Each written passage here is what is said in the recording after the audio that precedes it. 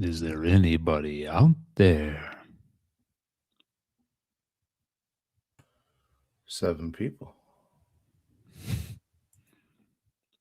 Give me that heartbeat.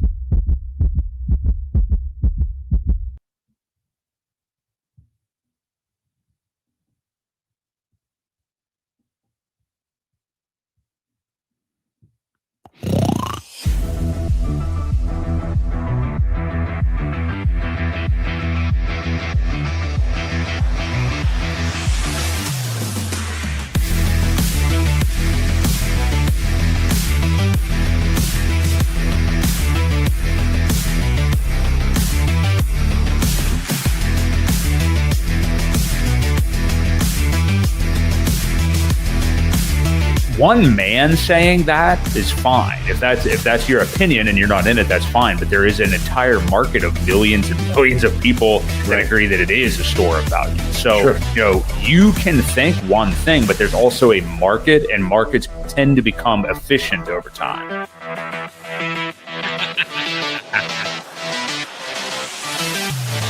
We do know that you will always get paid in Hex on a daily basis. And that is truly the miracle that we call Hex, because it is trustless interest, trustless yield. Nothing will stop that contract from running. Nothing will stop that contract from running.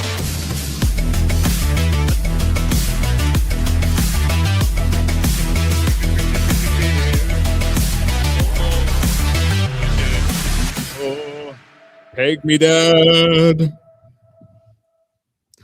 Welcome in, everybody, to the Creed of Crypto. My name is Baseball Boy Crypto. We have here, as always, my friend and co-host Crypto Ewok, and all of you guys in the chat. So welcome into the Rat. We've got Valiant Low Key as well, and more people, it looks like, pouring in. Make your voice heard in the chat. We want to hear from you guys. Dukaboos here as well. A lot of stuff to talk about tonight.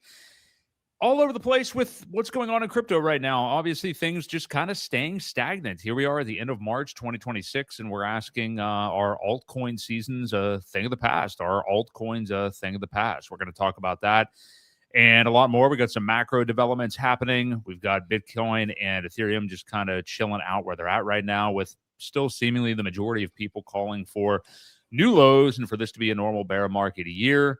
And where will we go as far as altcoins? When are we going to get out of these doldrums? How long will we be here after this past cycle? Really showed nothing when it comes to risk on assets that much. I mean, even Bitcoin, pretty much a bear cycle, not even doing a 2x to an all-time high. We had Ethereum really virtually not hitting a new all-time high, and altcoins performing by far the worst that they ever have before. So where are we? Where do we go from here? We'll look at kind of the macro stuff.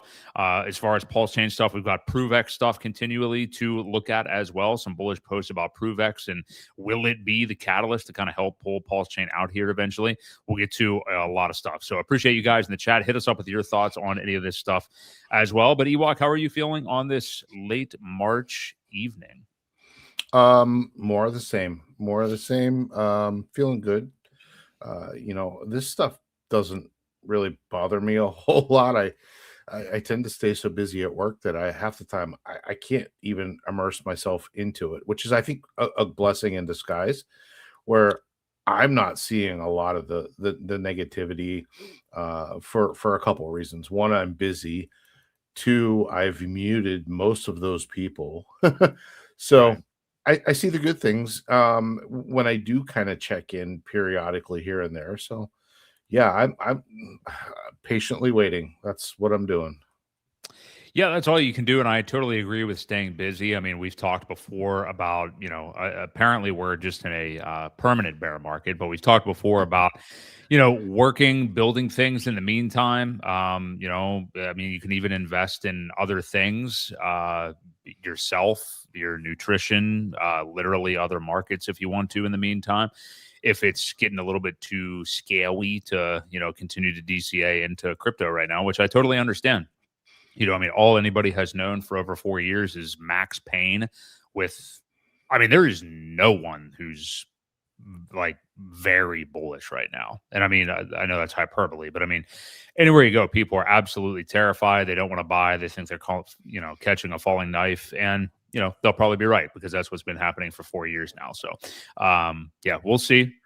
But we got a lot to get to tonight. We'll talk about gold and silver too. I mean, like, talk about being wrecked from the top. I mean, those also very, very weird place we are in, just overall in markets right now. I mean, so many signs pointing, this looks like a good signal. And I mean, you scroll through Twitter on any kind of finance topic right now, you can be convinced of about 5 different scenarios, I would say, that are, heavily bullish, heavily bearish, worst time ever, we're going into recession, best time ever, the PMI is ticking up, blah, blah, blah. I mean, just, it's all over the place, which is why I think I didn't mean to go this far into this now, but I mean, I think we're at a place where it's just like, buy the stuff you like when it seems like they're on a discount, and work on other stuff in your own time. Like you said, Ewok, stay busy. So we'll expand on that conversation, but let's just go ahead and look at Bitcoin and Ethereum right now. We've got BTC. I mean, it's been hanging above this kind of key level up at, right around its 2021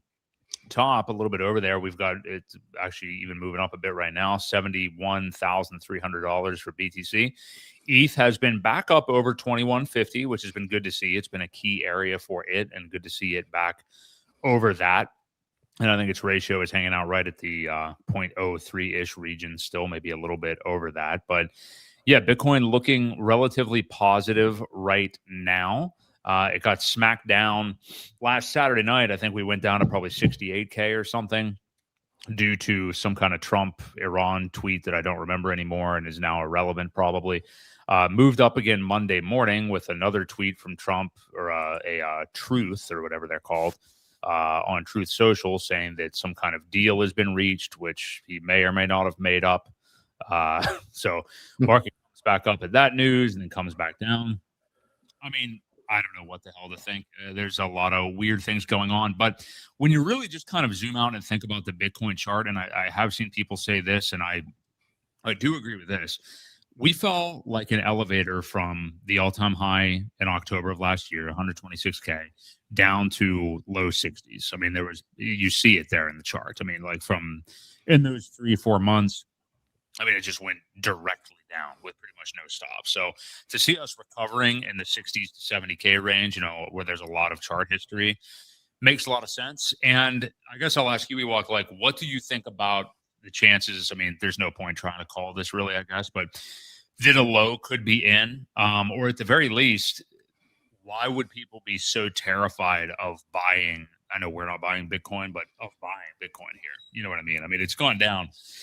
Again, straight down in an elevator. Okay, so what? Okay, yeah, maybe you're right. Maybe the bearish of bearish calls and it goes to 35K does happen. But I mean, it's hit 58, 59 already. We've seen this bullish action here.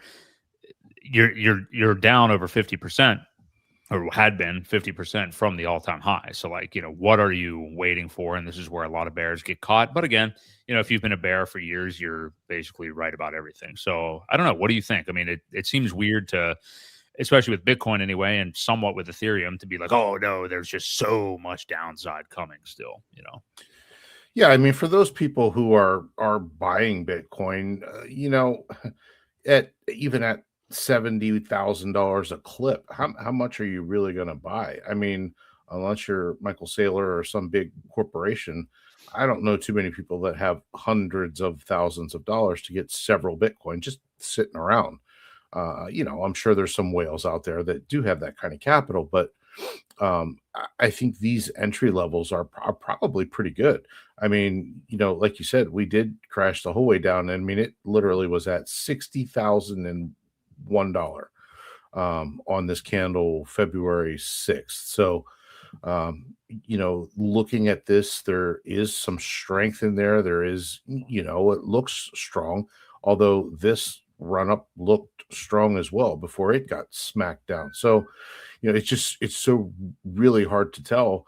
I mentioned last week how you usually historically go just below the all-time high of the previous cycle when it does do its, pullback. Historically, that's where it kind of stopped. But how far below that 69K do we get? Was 60 enough?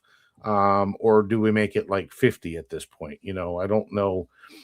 So anywhere in between here is going to be a great buy. Does it go to 45? Again, I think we're splitting hairs at that point when you say, well, 50 or 45.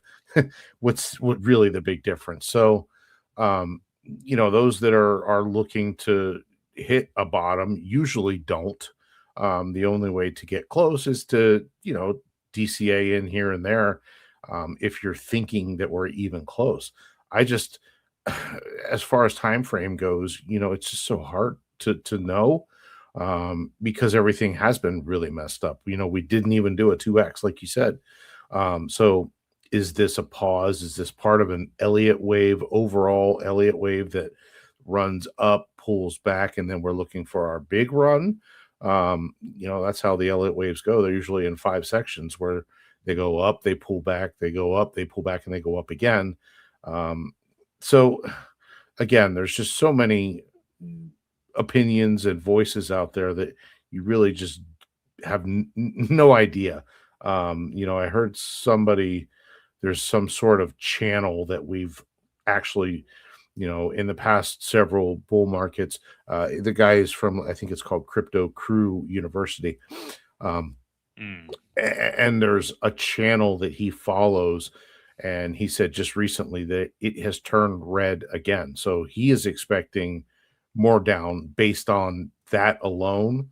And I think once it turns red, it has about 100 days on average of down. So, this sideways chop, usually if it doesn't show a whole lot of strength, usually does exactly this, right? You see this sideways chop and it drops, sideways chop, and it just can't get the strength. So it drops to the next level just to keep seeing where you're going to get and find strength. And that's where you end up finding the bottom. It just, nobody ever really knows. You can look back hindsight and say, oh yeah, this is a very clear bottom here at 15.4. But when it was happening, everyone thought it was going to go lower. So it's so hard to determine. Yeah, I'm with you 100%. Like I said at the beginning there, I mean, you can pretty much find a narrative pointing either direction from everybody. Yeah. I mean, I not that I've been into crypto as long as you have, Ewok, maybe you can give your opinion, but just generally, and I know it's hard to gauge this kind of stuff, but I don't really remember a time where I found as much contrarian opinions going multiple ways. Like I've never seen such universal confusion. You know what I mean? Or people just like people on both sides of the aisle not knowing what's going on. Like I don't know. I've never seen it this divided, I guess, with what direction the market's going to go in. Like anybody who has called every move for the last, 4 years, there's no way I buy that. I mean, things have just been, they've been not what anybody has expected. You know what I mean? Yeah. I don't know if you have thoughts on that, or a time when it seemed like this. And then if you want to look at the Ethereum chart, maybe we can, to see if, I think I saw Cultivate Crypto the other day talking about like, will Ethereum go to $1,000 in this bear market? But which would basically match its bear market low from 2022. But yeah, what are your thoughts on any of that and where we're at with ETH right now? Yeah, I mean, again, you're seeing a very similar outlook here with Ethereum. I mean, they look pretty much identical, right? They chop sideways, they can't get strength, they fall. They chop sideways, they can't get strength, they fall. We're kind of in that zone right now where it's getting very, very critical. And again, I'm just not seeing the retail. I'm not seeing people interested, which leads me to believe that it does chop sideways and it falls a little bit more. 1,000, I don't know. We were at let's see, where was it? It was way back here. At this bottom, it was 887. Well, no, this was from June of 2022, after that run up. And again, we just didn't have one this cycle. It barely touched the top and the previous all-time high. So does that invalidate it, or does it mean that it never happened, or are things just changing that much where everyone can't be, or it just can't be that predictable, right? It's not going to do what everybody thinks that it's done in the past 4 years. It just becomes too predictable. So it has to change. I think that's kind of where we're at. But yeah, this back in April, or yeah, it was April of 25, April of last year, where we did get down to, it was like 13. Let me see, what was that? 1385 ish. A lot of times that's something else to keep an eye out too, is where it will find a double bottom and then a triple bottom. Is likely the next move if it goes down anywhere and hangs out for a while. I think we could see that. You're going to find a double bottom in here at that, around that level, $1,400 ish. So that would be my kind of target for the next down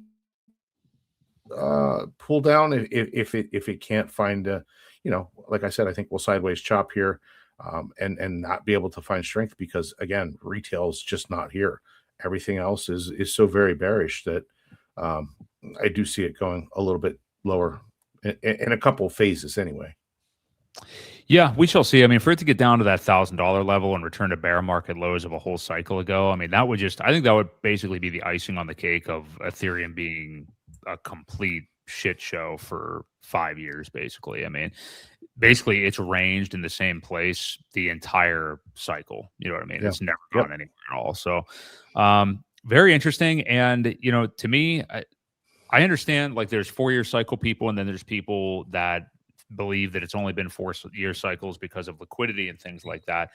With Ethereum and the altcoins, especially Ethereum itself, like, it's hard to imagine that this underperformance is due to anything much outside of the tightening monetary policy. You know what I mean? I mean, for it was really the first time in Ethereum's existence that it experienced that. We had record, like, 3 years of contraction in the PMI readings. We had interest rates were hiked. I mean, yeah, all of that stuff. And maybe we were paying for just too good of a cycle in 2020 or in 2021. I know you've said to me, like, well, you could see us having a cycle like that again.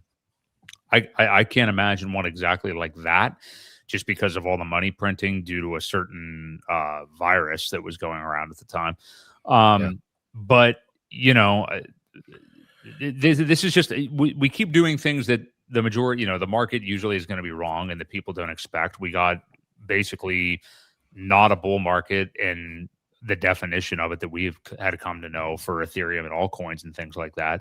So it makes you wonder, and I guess this can be our final kind of point about Bitcoin and ETH in the larger picture here, but what does that set up for the next 2, 3, 4 years? You know what I mean? I mean, wouldn't you think that now that everybody is settled into, like, oh, Ethereum, it'd be bullish if it could go to 6K, in a couple of years, and then it easily gets to 10 or something, or maybe it goes to 12 and shocks everybody. You know what I mean? I'm not asking for copium. I'm just, look, things were so horrible.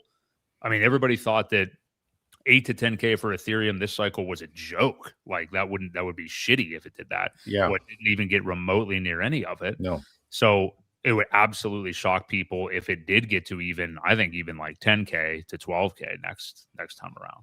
Yeah, I remember when I was looking at it saying, man, it's got to be like 17 or 18, right? And again, we weren't even close. So maybe the underperforming this cycle definitely makes it overperform next cycle. I think it really, I think you might have really kind of hit it on the head there with how bad things got with COVID, and we are still paying the price. For the way things got so screwed up, the excessive money printing, the inflation that we saw, the prices of everything go up. We're still dealing with that. I really believe we are still, fighting through that, because prices never came back down. Unfortunately, the things that went up, and that's how it usually goes, is once prices go up there, it's hard to get them back down to where they were before. Interest rates are finally coming down. There are, we've talked about this a couple times, how many bullish things there are setting up that could definitely benefit us. We have a new SEC chair. We have, the SEC. Yeah, well, the SEC has kind of been dismantled too. So that in itself, the Fed chair, yes, that's the changing of guards there. Will we get some good interest rates again? Just monetary policy. We've got clarity things happening with Congress. So, there is a setup there.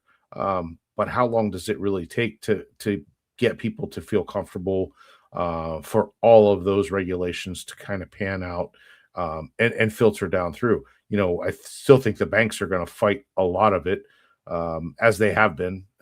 So, and then what happens if the parties change again by the next election? Historically, we've actually done rather well under Democratic leadership as they were fighting it. And that did it. So I guess my question is, did the fact that Elizabeth Warren and her cronies, did it kind of bond everybody? Did it make everybody want to do that because they didn't want us to? So, now that it's been more widely accepted, it's like, not interested. I don't, that's an interesting point. Yeah. So, you got that too. So it's really hard to say and to see how, or to understand how it's going to all play out.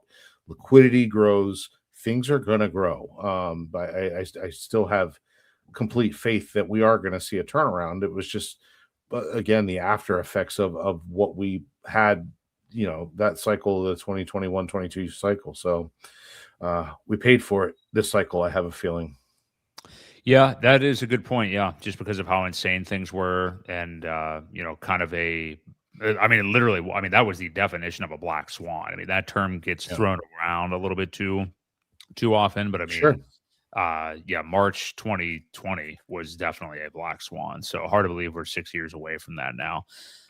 Did you want to look at gold and silver just real quick because of what an epic, tank job both of them has done? So we've seen everything in the world when it comes to markets run, over the last few months and years, other than altcoins, basically. So here is what's happened with gold and silver. This is just insane. We saw all-time highs with, I think it was both of them, right? And I think silver's come down as much as 50%. Gold, I believe, maybe 30. So what do we have here as far as the precious little metals? So gold was at 50, 56-ish. Here we've pulled back now to, almost 20% down from its all-time high, right around 5,600-ish. And in a very short time. So where are we at today? 39 days from the all-time high, it's down 20%. So you've got that. You've got silver, and it went even lower. Actually, let's go back to gold because it has kind of corrected a little bit. If you take it from where it topped, or I'm sorry, that's the wrong thing. Take it from where it topped down to the actual bottom, it was 27% in 36 days. So that's pretty crazy in itself. And now it has pulled back and corrected a little bit, but it was down to almost 4,000. It went from 5,600 down to 4,100 in 36 days. So, I think you had the same thing as the euphoria, right? All these gold people were like, oh, it's going to keep going. We're going to see 10 grand. And, the same thing happens to crypto people in a bull market too, where we thought Hex was going to the moon. It was unstoppable. It was going to $1. So, but there's always a blow off top. And I think we've definitely seen it for gold.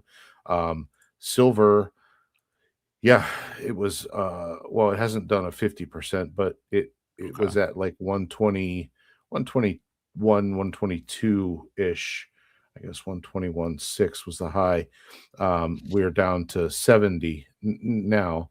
And it did get So down. it did. Yeah, It it did. did. It did a 50%. You're right, because it was down to 61. So Mhm. exactly half. 122 to 61. So yeah, it's just crazy. So these things, again, they have to play out. They have to all the hype kind of has to play itself out, and it goes back into more of a regular it'll be a regular run up again. I don't think it's going to go crazy this time. But there were clearly a bunch of people that took massive profits when it got this high, and they knew that it was about to top out. And now you're seeing it fighting, and it's going to probably struggle for a little while. So lots of sideways I see with gold and silver, um, to get some strength back. Let's look at the oil price if you don't Yeah, go ahead. mind.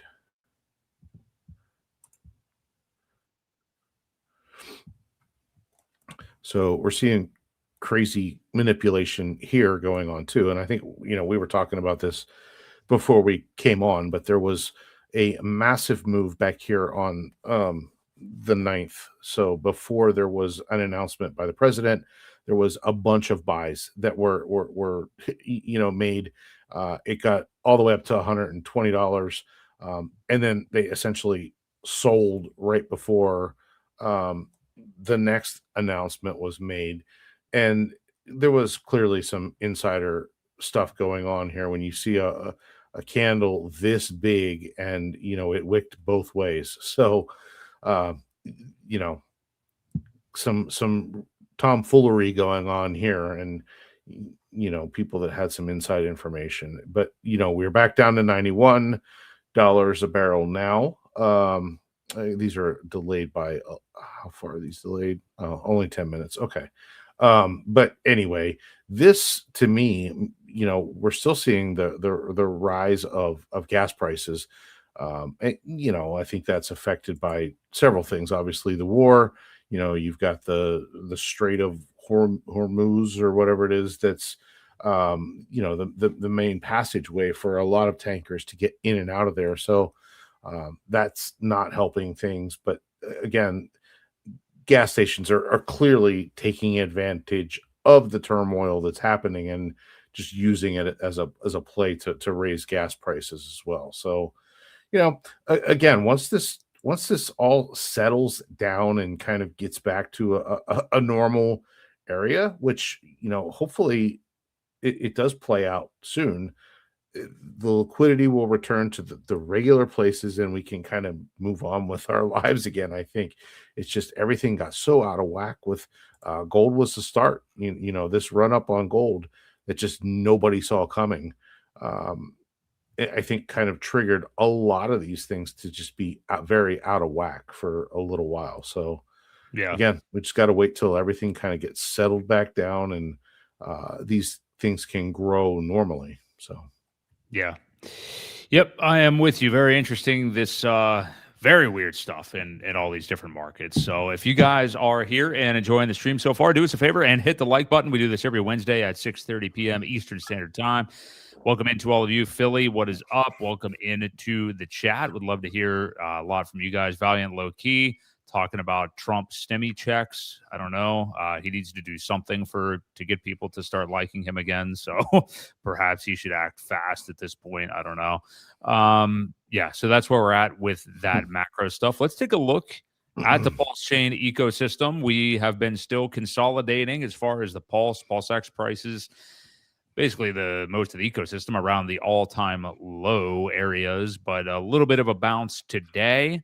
I know some people we'll get to ProveX in a moment. I know that it's looking a little bit bullish and getting past area that looked like it was some resistance. But we got Pulse right now at 50879. PulseX 50654. Inc is at 38.5 cents.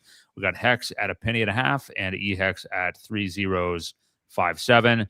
ProveX is again, actually, it's been one of the most bullish ones in the ecosystem here over the last couple of days, but it's moved up to that's 4 zeros, right? Yeah, 4094. And getting past, I mean, it's a chart that's 10 days old, but getting past a level of resistance on the chart, which we'll kind of look at. But yeah, I mean, we've been hanging out at these zones. Obviously, there's going to be people out there that are saying like, "Oh, the PulseChain bottom is in." I mean, God, we're what 10% up off the low right now, maybe 15% up off the low. I mean, I wouldn't be willing to say that at all. I think we've got a long, long way to go. I mean, that doesn't mean that the low couldn't be in, but why would you bet on that with any kind of high amount of certainty, And we've talked the last few weeks about if people, DCAing in and understanding that at this point, look, it's been over 4 years. I mean, PulseChain itself has only been out for nearly 3, but at these prices being near all-time lows, I mean, I think you want to carefully DCA. I mean, whatever, it's up to you. It's your prerogative, obviously, but I've really been more careful with it right now than I ever have. And I think you can afford to be if you are interested in DCAing into the ecosystem because you're getting the all-time low price, number one. So even if you are buying, very lightly right here, you're getting the most tokens you've ever been able to for that $50 or whatever it may be, but I don't think there's any rush. I mean, you look at the Pulse chart. I mean, look at what Ewok is looking at right now. If you're here live, I mean, things are not necessarily pretty, and it's probably going to be a while till we have what looks like a sustained turnaround. Now, this is still crypto, though, and I mean, there's many charts throughout crypto history where they look like this, and then they just start going up. You know what I mean? So that does happen.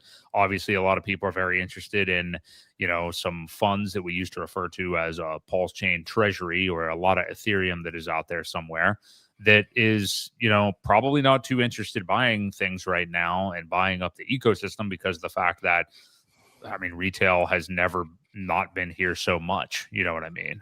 We have the most apathy. You and I have talked about this. I mean, some of the biggest amount of apathy that we've seen in a very long time in crypto. So, what do you think of where we're at with this right now, Ewok? You can look at any charts in the ecosystem you want. I think ProveX, we could kind of look at it as its own thing here in a moment. But what do you make of where we're at right now?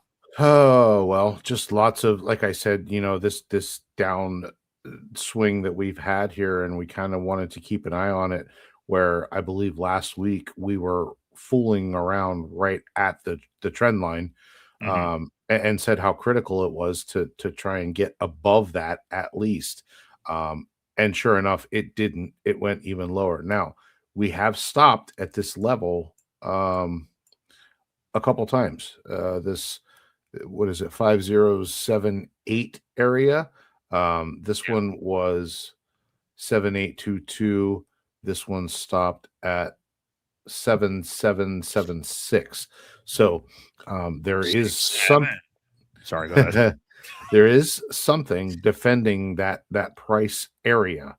Who it is, what it is. Now, keep in mind, there were several protocols that launched recently that have limit orders. So there is the ability to place limit orders and buys at certain areas, and maybe a bunch of people have done that at these critical levels, and they keep scooping it up at that price because this low is being defended pretty well. So that I think is a good thing, at least, even though we're just not seeing the strength to get out of this downtrend. So there isn't much good to say. And again, that Ethereum treasury that you were talking about, every time that it was used, it was sold back down immediately. So I think the brakes were put on hold for a very good reason, for not to do anything. You really you have to understand how many people had way too many tokens, and it was flooded with too many whales that had crazy amounts of pulse. And as time goes on, they will shake out. If there's nothing happening, they'll sell at a loss. They'll walk away, most of them, and get what they can for it, because I think a lot of them have already sold massive numbers anyway. But to get them to wash out and to get that liquidity flowing out into other hands, more stronger hands, is kind of what we need to do. That distribution and that time is because of the amount of tokens again that were out there. I think is going to take a little bit longer for that to play out. But again, you don't want to feed them if they're just going to continue to dump it every time the price goes up a little bit. So, yep. I mean, it's time. That's really all we can do, is just kind of wait this out. So. Yeah. And again, this is where it's up to you. I mean, how you want to DCA. I mean, if you are aping right here, I mean, yeah, you've got balls of steel, or you may we may all just be dumb. You know what I mean? I mean, you feel like there's so many buys over the last few years where it's like, oh man, I just bought the lows, and then things just continue to get lower. And look, some of that is by design. Kind of like, I mean, you were just alluding to, like, when there has been money injected into the ecosystem, it's been sold off.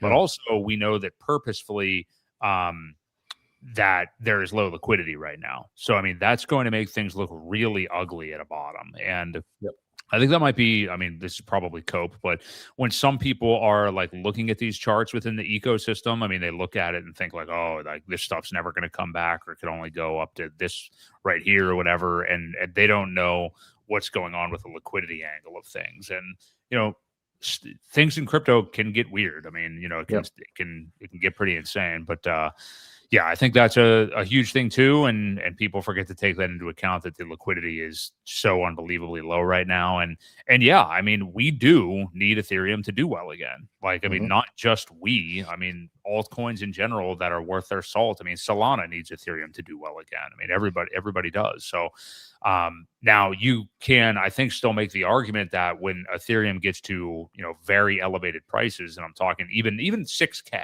like even like a convincing new all-time high, I think PulseChain stands to benefit very heavily from that. I mean, compared to other ecosystems, other tokens and things like that. I mean, we are an EVM chain. Like, it's not just the fact that Richard Hart loves Ethereum and blah, blah, blah.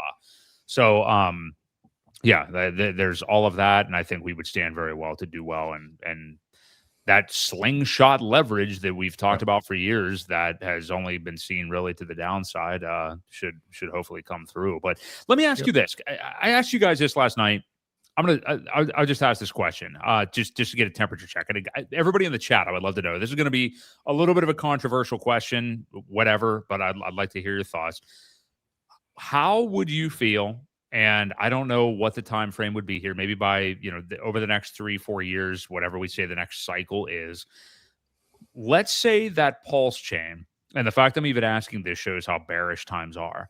But let's say PulseChain, the highest it gets again is just SAC rate, which, I mean, we're so far removed from what that is even now. It's 3 zeros and a 1. So it's essentially a 10x from here is what that would be, right? So a little bit over a 10x, yeah, because we're at about 4 zeros and a 1 here, a little under. So like an 11x or something. So the highest it gets again in the next 4 years is just a 10x from here. What would your feelings be about that? I'd like you guys to answer in the chat how you would feel about it. Just, you don't have to say good, bad, ugly, whatever. Just let me sentiment check. How would you feel? Would you be ecstatic? Would you take it? Would you settle for it? Or would you consider everything here a complete epic failure? I'm curious what you think. But Ewok, I'll kick that over to you first. I would be disappointed. I realize you've got to hit 10x to get to 100x. Ultimately, that's where I would like to see. But again, there are so many big holders that could we handle a 10x at this point? You know what I mean? I think it would struggle to get there, being so heavy. And again, look back to the way look at the way ProveX was not paired to any of these things. These guys are talking about PDI over here. That's got me thrown off. That's why asking if I'm a Freudian slip, you know, I mean, closet P-die person. yeah, we know what's going on. Yeah. So look at how ProveX was bonded and what it was bonded to. It was bonded to Ethereum. It was bonded to stablecoins. Um, because the rest of the market is so heavy, um, it had to be done in order to get a good looking chart. And I think Richard realized that and understands that. That's why it wasn't tied to anything else. I also think, yeah, I would be disappointed in a 10x. I mean, that's just the plain answer. But when you look at again how heavy it is, it's probably not bad. With as many holders, large holders that we have, if it can get there and sustain it this cycle, you've got to start somewhere. I think there would be a lot of profit taking at that point, though. I think a lot of people would see that level and get out, and I think that would be very, very beneficial then to the next cycle. Again, time is always your friend with these things, provided that there's going to be support and people around like Richard, talking about his products. So, realistically, 10x from here, probably not bad. 20 is better, but again, you've got to start somewhere. And I think with as heavy as this is and the way everything is tied to everything else, I mean, I could still see a very quick move higher. Again, I just think it would be sold down so quickly, unfortunately. So yeah, Well, I would be disappointed. Certainly right now, I think it would be sold down quickly. I mean, think about when things are, if they ever get frothy again. Like imagine Ethereum getting back to that $5,000 mark. I mean, it could be, a year from now, maybe 2 years from now. What if we see Ethereum $5,000-$6,000? I mean, I think at that point, I don't know how low we're going here still, or if there is much lower to go. But I mean, I would think there's going to be some bullishness going on within the ecosystem. So, I'm with you. I mean, I would color myself disappointed, definitely. I mean, there's no way that I would have, obviously when this all began, that you would have thought like, boy, is this really a point where we're at the end of the bull market? But I got to tell you, I'd probably accept it. I honestly would. And if here's another thing I would say: if you wouldn't or couldn't accept it, or if you wouldn't be in profit at that point based on like everything that you've put into crypto here over the last few years, number one, I empathize with you because things have just gone down so much that you never thought they would go this far down. But also that indicates you probably haven't DCA'd a lot. And I don't mean, it's not like we just got to these levels in a 190% down candle this month. I mean, this has been like for 2 years, we've been hanging out below SAC rate. So, I mean, you've had plenty of time to buy at, the former all-time lows. I mean, you had so much time to buy. That would be about a 3x from here, a little over a 3x from here. Like those lows were visited multiple times. So, yeah, I mean, even if it's SAC rate, if you're not in profit, I mean, I totally get it. And, that would make me just want to get a little bit longer down here. But even though, all time, it's not like I'd be in like anywhere near where I want to be at SAC rate. I mean, I think I would honestly accept it at this point, and all we're doing is talking about Pulse. I mean, I guess what we're saying is that we would, if Pulse was at 10x from here, I would think Pulse X probably a little bit more. You know what I mean? Maybe the Hex is a little bit more. And I'm purposely not mentioning ProveX because I feel like it's going to be correlated a little bit differently, and we can look at that chart here in a moment. But sure. Yeah, just looking at some people's thoughts in the chat. I mean, they would accept the 10x, 20x would be better, as he said. 10x is a good start in the right direction, but not exciting. Realistically, 10x would bring more attention. If anything, people may dump, but people will be buying too. Yeah, I mean, I think to get to SAC rate, we need to be seeing bullish vibes with the overall market again. It's not going to happen for sure. These conditions right now. I guess the next question is: would you sell and get out at that level?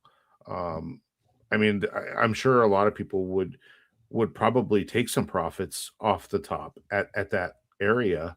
But how many people out there would do that? How many people would sell getting back to SAC level and not come back? I guess that's my question for everybody. Say that again. Sorry, I was reading the chat. How many people, if we did get back to SAC rate, how many people would call it a day, cash out, and walk away from it? Mm-hmm. Yeah.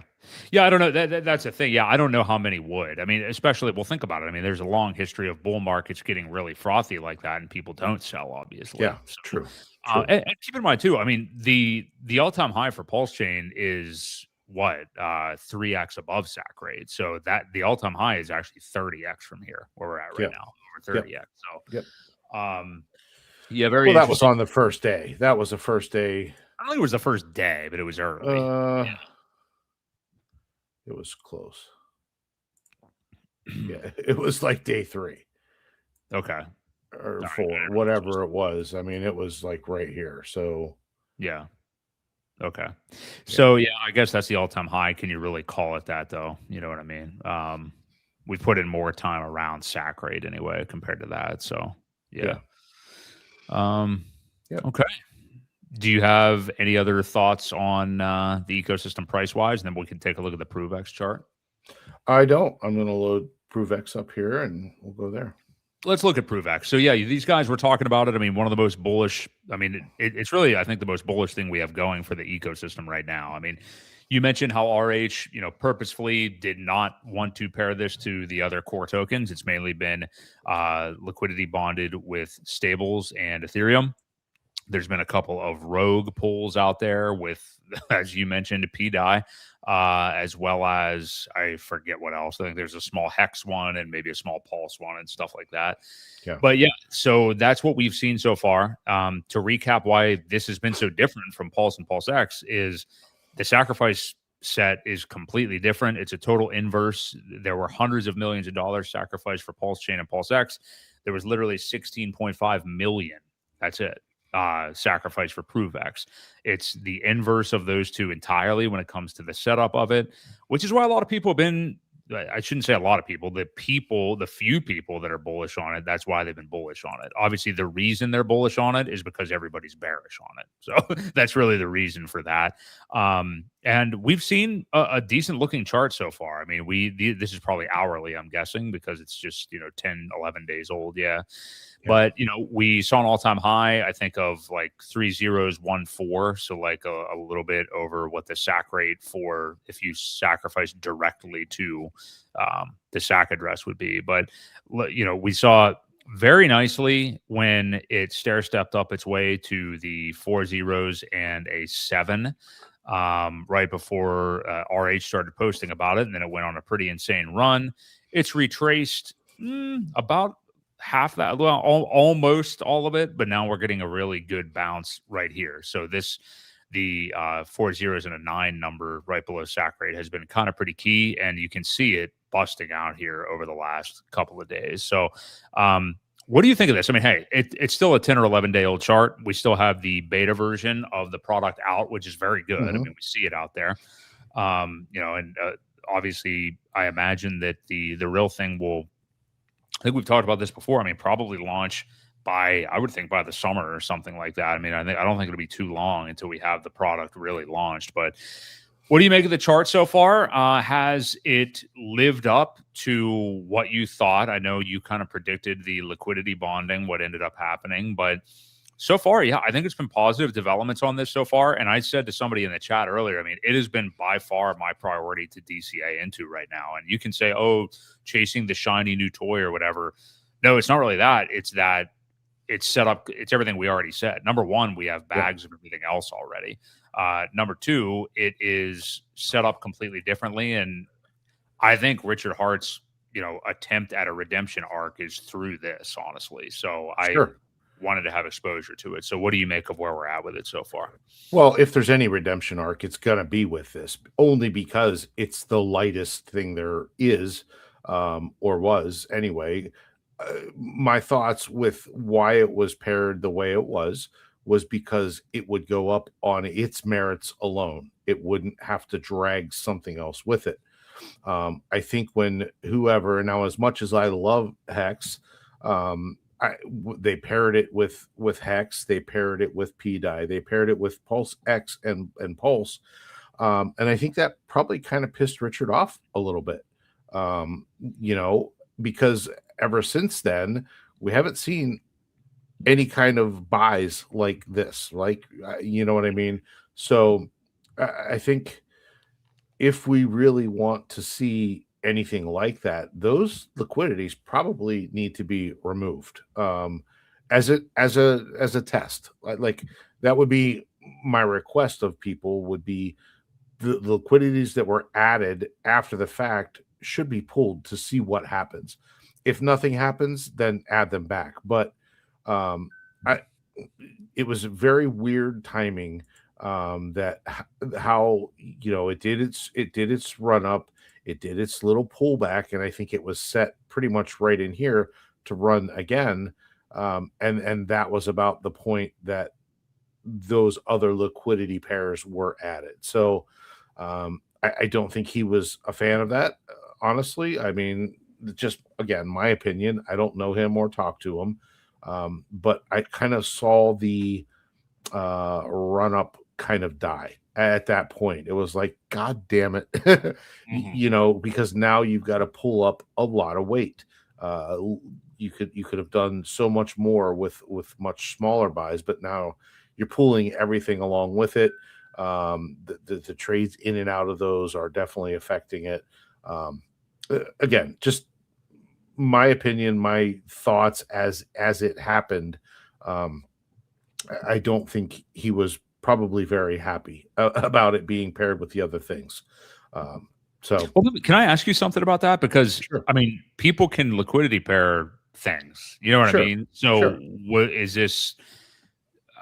I mean, maybe it wasn't expected or whatever, because I know it was obviously one of the bigger ProveX holders that made that PDI pair and whatever else he did. It was actually Ink and EHEX, I think. Yeah. Or something. Yeah, I think it was actually. But it was a big holder of ProveX. So I guess I could maybe get pissed off that a bigger holder did it. But is that not in your expectations? I don't mean you personally, Ewok, but Richards or anybody's that like, well, okay, there's a new token. Somebody may pair it to whatever the hell. You know what I mean? Well, it's a free market. And again, there's nothing stopping anybody from doing it. But if it works out that way, and we were kind of seeing a very good setup to get eyes back over here. That doesn't mean that he's not pissed off about it, right? I mean, again, it doesn't matter if it's a free market or not.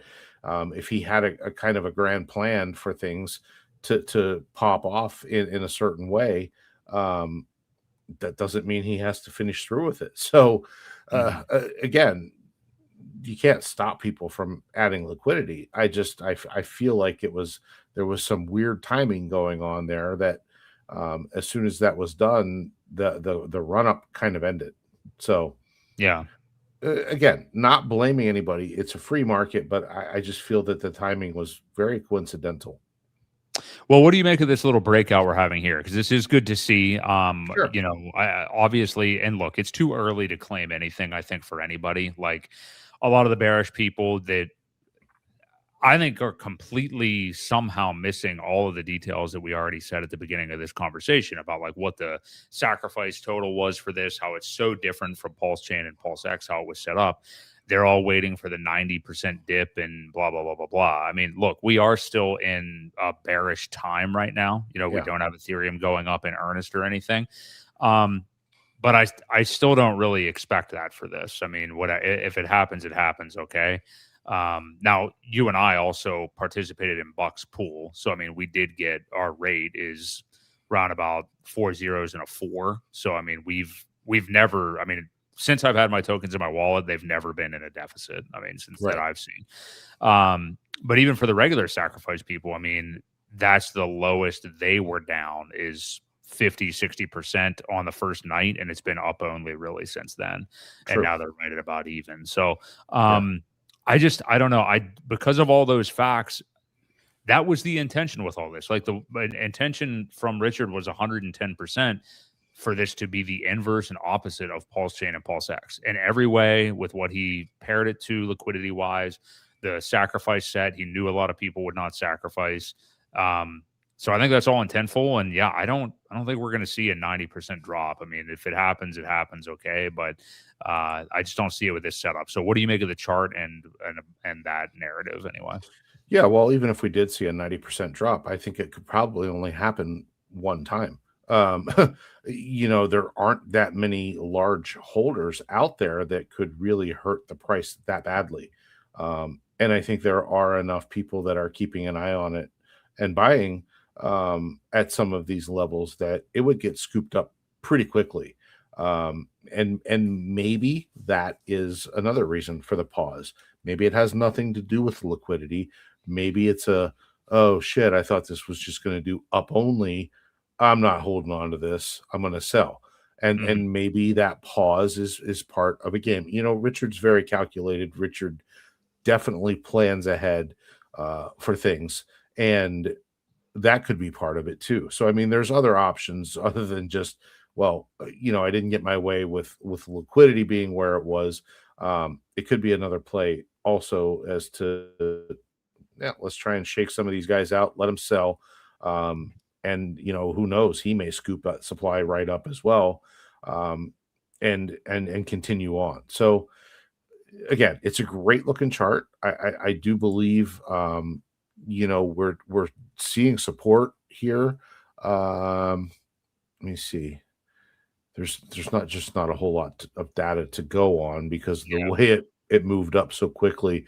You've got support right in this area, this channel that we're in currently, where it did pull back to, but went up and made a higher low. And then it kind of came back down through it, but not much further. So, I guess if you look at the range, we got a horizontal here,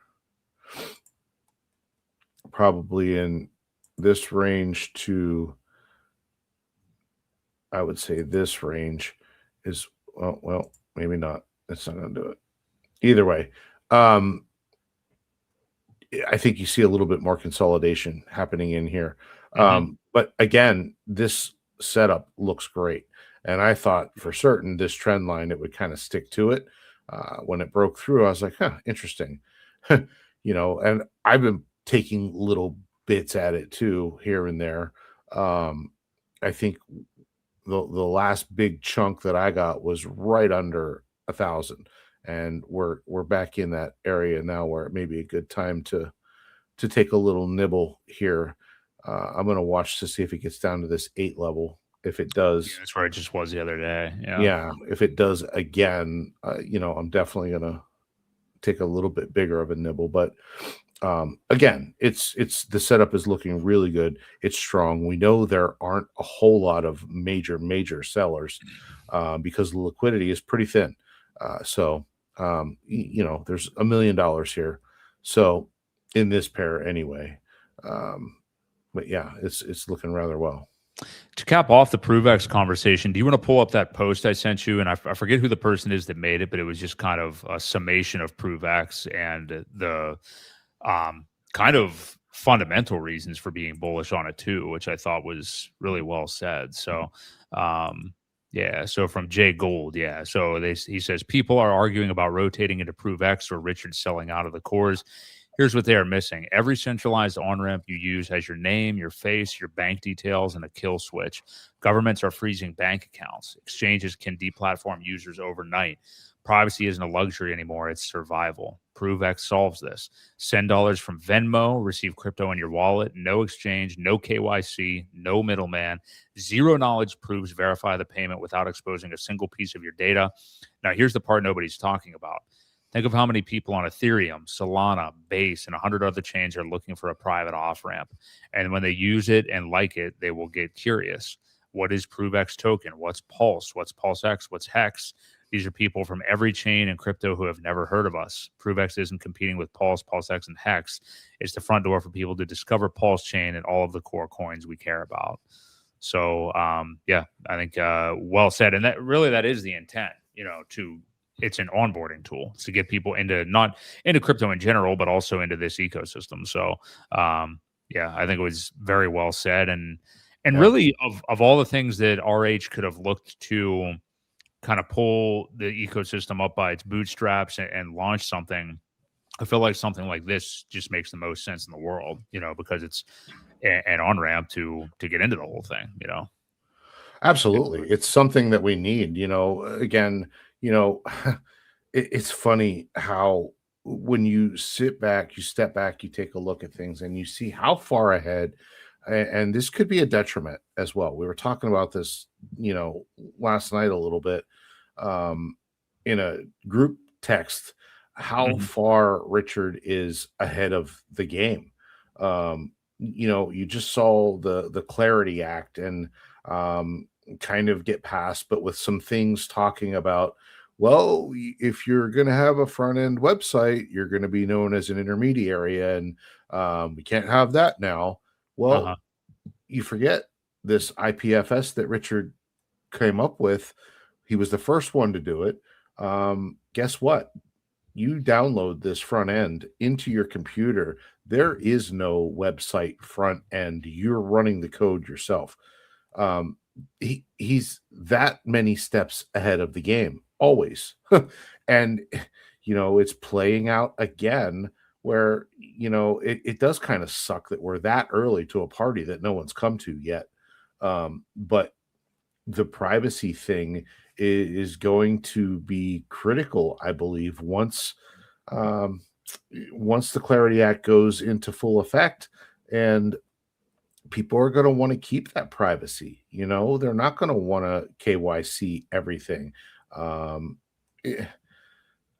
Again, sometimes I think he's too far ahead, and we do have to wait. We have to wait for it, and that is the downside.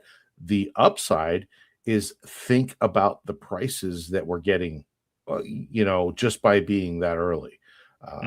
I don't think he's going anywhere. I think he's going to continue to support everything. We just got to wait till the rest of the world catches up a lot of times. Yeah. Yeah, and it makes sense. I mean, he's been laying the groundwork for all of this stuff for years now. It started with Hex as the smart contract yield, and then you get your own blockchain that's decentralized, PulseX, which, people make fun of the fact that, these are all forks or they're imitations or horizontal scaling or whatever, but they're also, in most situations, done better also. Uniswap, turns off the fee switch so people can't benefit from a buy and burn or anything like that on trades or anything. So that was kind of where PulseX came from, and then with ProveX, obviously, peer, which is where that was kind of forked from, used to be ZK-P2P. They don't have a token. There's no token with a buy and burn or anything like that. So that's kind of the addition with ProveX. So among other things that I'm sure we don't even know about. So yeah, really bullish. This is by far the most bullish thing within the ecosystem to me right now. So, hey, really appreciate all the love from everybody in the chat. Tam, thank you so much for always being here and being a positive force for the ecosystem. And also Fast Abdul, another MVP. Watched you with Crypto 7 yesterday. That was a phenomenal stream, and you're always out there. You're here for the tech. That's what Fast Abdul's here for, and he broke the tech down very well, I thought, on Crypto 7 stream yesterday. So very good stuff from both of you. We appreciate it. So Ewok, any final thoughts on ProveX right now, and then we can head into that thing we were going to discuss last week to finish things off with the SEC and classifying a lot of cryptos as commodities now, unless you had any other thoughts. Nothing else on ProveX. No, I think the setup is good. I think the overall structure is super strong, and I think we get a product here by summertime would be my guess. Yeah, I am with you 100%. And hey, we already, he released the token earlier than we thought too. We were thinking by end of April probably. So came out a month beforehand. So very good. Yep. Cool. Well, if you guys are here and enjoying the show, do us a favor and hit the like button. We do this every Wednesday at 6:30 p.m. Eastern Standard Time. We ditched this topic last week, but I think it is worth getting into real quick. And, we obviously have a lot of experience with this kind of stuff in our ecosystem here. But Paul Atkins and the reformed SEC just now recently, just kind of in a statement, which we can watch the video here in a moment, classifies a lot of cryptocurrencies basically as commodities. They just come out and say it. Basically, the thing that we were fighting with the SEC about for the last few years, Richard Hart obviously hiring Quinn Emanuel, like some not so cheap lawyers, 10 or 11 of them, to objectively defeat and dismantle and really dominate in every single way with a ball gag the SEC in court. The Honorable Judge Amon siding with Richard Hart and his attorneys as there was no settlement. Richard Hart, PulseChain, PulseX, and Hex actually beat the SEC. So to prove that they were commodities and that the sacrifice set was all well and good. But yeah, now we've got Paul Atkins, now that Gary Gensler is gone, just coming out here and saying like, hey guys, hey, they're all commodities. There's really no need for that whole lawsuit and for you to go through all that stuff. I mean, we can talk about it from that angle, but interesting stuff here. And I do have reason to be a little suspicious of this long term as well. But yeah, if you just want to play it, Ewok, and we'll check out what Paul says here. So today, I'm pleased to announce that the SEC's persistent failure to provide clarity on this question is over. As we speak, the Commission is implementing a token taxonomy and investment contract interpretation, and you should find that in your inbox or if you look on the website when you get home. Our interpretation, which is grounded in existing law and informed by extensive public input, establishes 4 asset categories that are not deemed to be securities. So digital commodities, digital collectibles, digital tools, and payment stable coins under the Genius Act.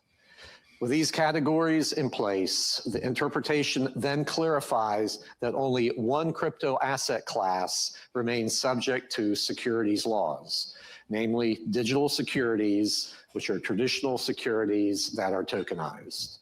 This distinction returns the SEC to its core mission and statutory authority of protecting investors involved in securities transactions. We're not the Securities and Everything Commission anymore.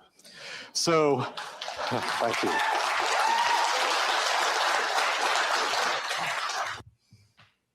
Yeah, so what do you make of that? I mean, clearly the guy is preferable to Gary Gensler, who is off on a yacht somewhere, and hopefully, and probably hiding forever if he knows what's best for him. But interesting stuff from Atkins, and it does kind of beg the question. I mean, like, it's encouraging to see, but it does kind of beg the question that did we waste our time dealing with this corrupt bullshit SEC over the last few years?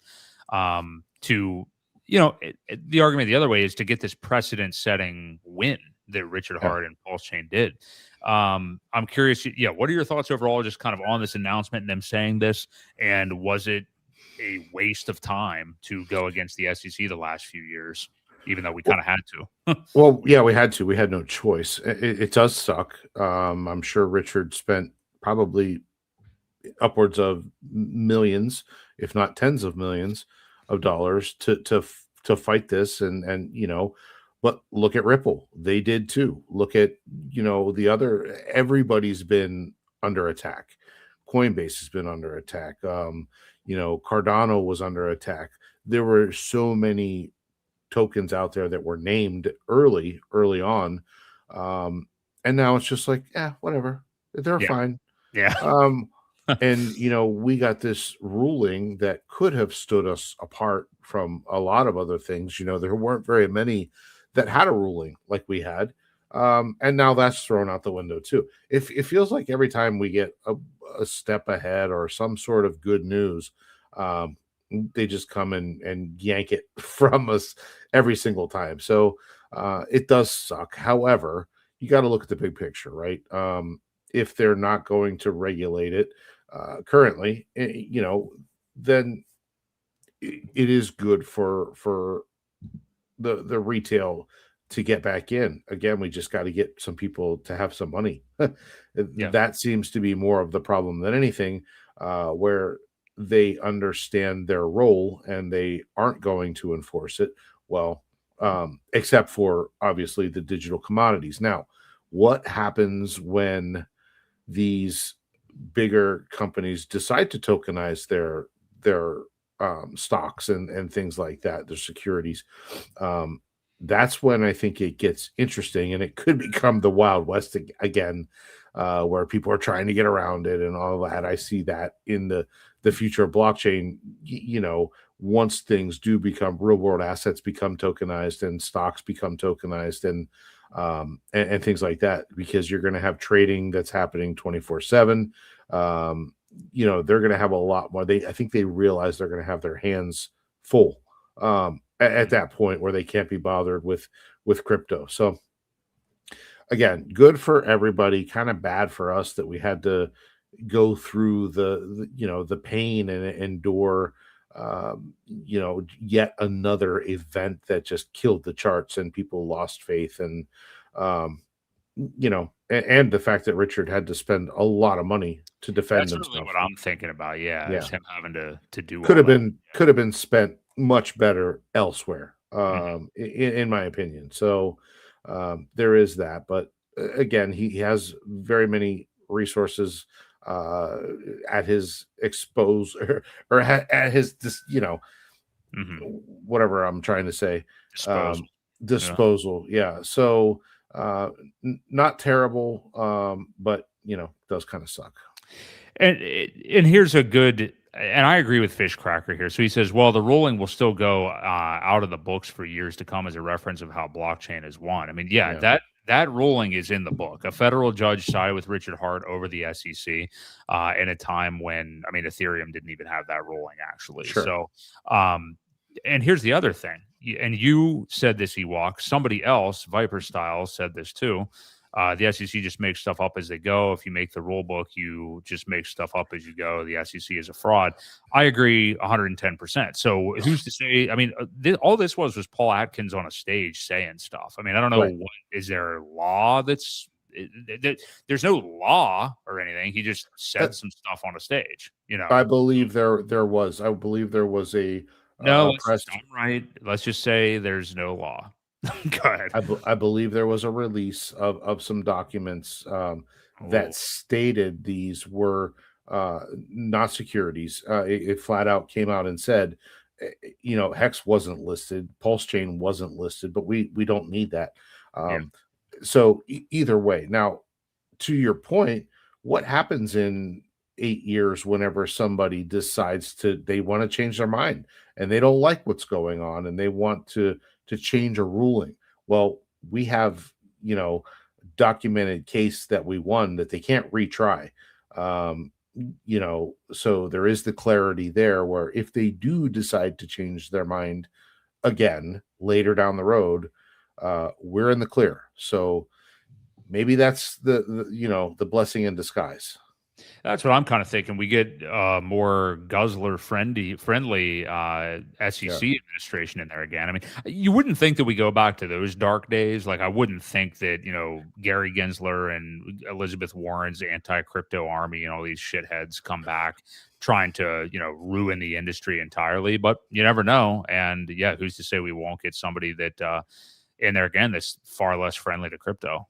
We still have that precedent no matter what. So plus, just the whole thing, to go through something like that, it galvanizes a community even more. It gives you something to fight against, and sure. Richard Hart won, so they can't take that away from you. So while it is, overall it's good. I think it's kind of coming from a scarcity mindset to feel like, oh, we wasted all these resources and what could have been.